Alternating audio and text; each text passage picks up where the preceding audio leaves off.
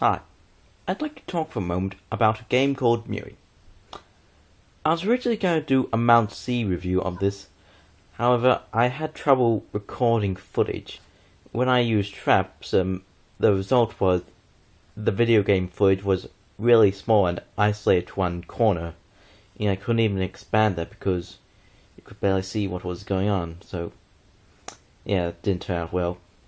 So, if I can't do a proper Mount C review of that game, I won't. I'll just do an out-of-character review using a few screenshots.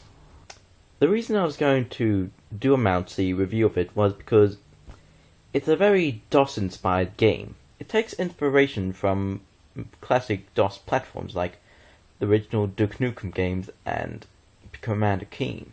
The problem with retro graphics in most indie games is that it's all just pixels, but this feels more authentic.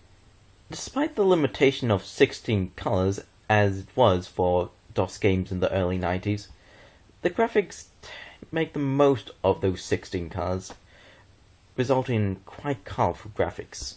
It's a basic shooting platformer. You go around shooting enemies or jumping on them, collecting points and getting to the exit.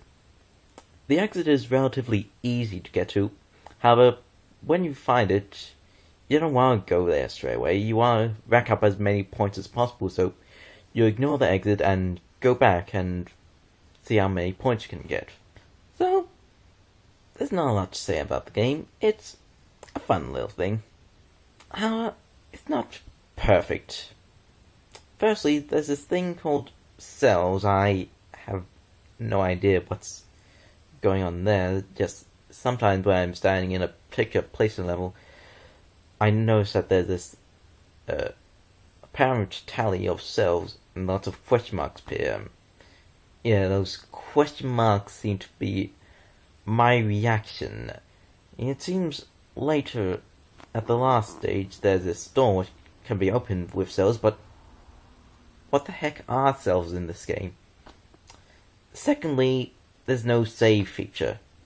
I mean, it's a simple platform. I'm nitpicking a little, but it's a DOS-inspired platformer, not a console-inspired platformer.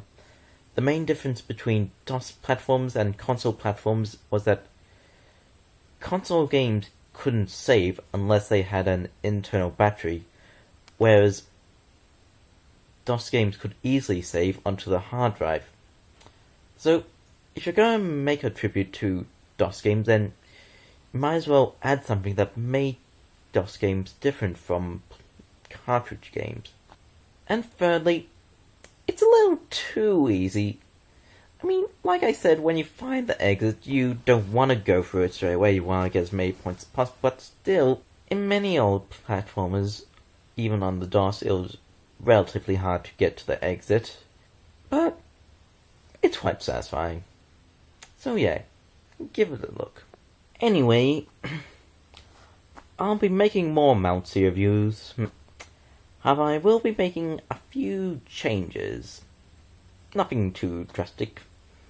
Firstly, instead of my Element t-shirt, I'll be wearing a generic logo-less white t-shirt, which is oversized but has a black shirt underneath.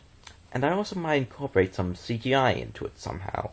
I'll probably reintroduce Rodney as CGI and use as a few references. And as a special bonus, here's a scene of what could have been the Mount C review of this game. One thing you can collect to get points is floppy disks. I never really got why collecting floppy disks got you points in early 90s platformers. I mean, yes, that will be in the format for most DOS games, however, it's just silly. You don't need to have that in the game. That would be like if today you got points by getting disc cases. Woo! Woo! Woo! Another thing which is a little bit silly is why there are so many there. I mean, it's not like anyone's gonna go, I'll get this one, and this one, and this one, but I'll leave this one. Another thing you can collect to get points is joysticks. getting a joystick to get points. Okay, that's another thing which was often done, which is silly when you think about it. I mean, floppy disks could have made sense. I mean, with proper context, maybe they're part of some mission, but while we're getting a controller be part of a mission, we need you to get the joystick. Why? Because reasons. But without doubt, the silliest thing is an actual computer running DOS itself. Need I say more?